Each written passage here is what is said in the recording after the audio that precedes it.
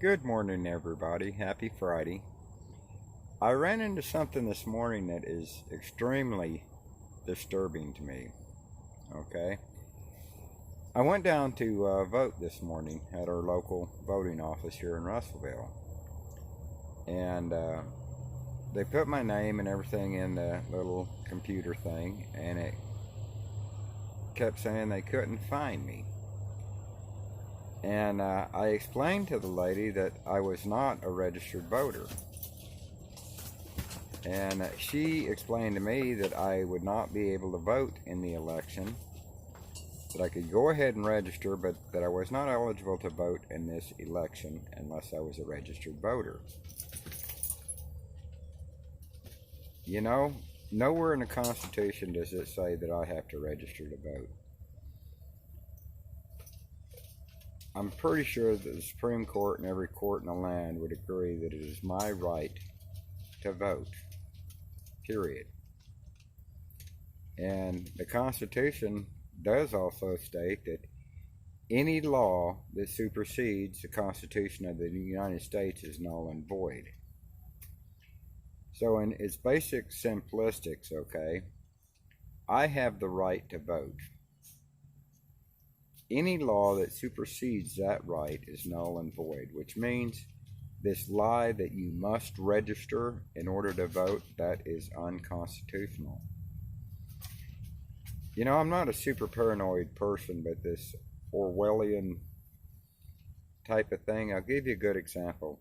They're talking about passing legislation now for the reconciliation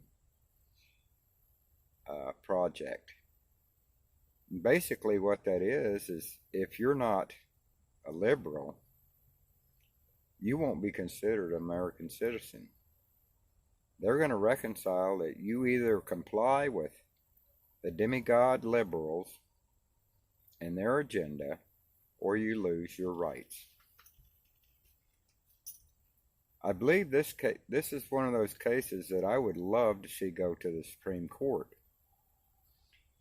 Because who I vote for and which party I affiliate myself with is nobody's business but mine. My father told me that voting was not just a responsibility, or that it was not just a right, that it was a responsibility to get out and vote. Now, he was a hardline Democrat. I was always told that I was a Democrat. And this idea that unless I comply and give up information on who I'm voting for prior to an election gives them the opportunity to kind of target me. And given the light of the situation I'm in right now, okay, my group, the Awakening 2020, was shut down, and I was cast out of Facebook. I have broken no laws. I have posted nothing that was illegal or inappropriate. And I was just 86 because of my conservative perspectives and passing along information that I verified. You know, it's a sad country we live in when, like the Second Amendments, where they try to take your weapons away from you, your First Amendment rights to speak openly. And I know that in light of the 2016 election and this election, this is the most important election probably in history. I know it is within my history. And I tell you another constitutional violation. Not only did they violate my right to vote, but they violated my right to the pursuit of happiness and liberty. I'm not going to be real happy living in a country with a man of Biden's caliber.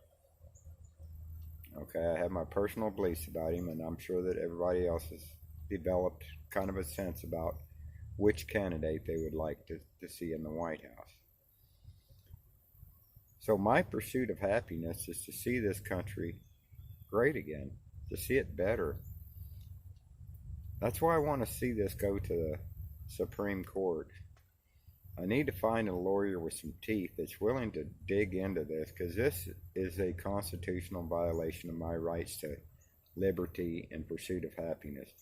It is a violation of my constitutional right as a U.S. citizen, born and raised, to vote. And I did show up at the voting booth with 7 forms of ID. 2 of them are photo IDs recognized by the state of Arkansas. If they wanted a urine sample to make sure I wasn't a lizard person, I'd have been more than happy. I'd have been more than happy to give them a signature, to show them my IDs.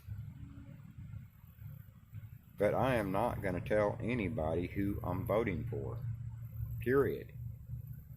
That's my business.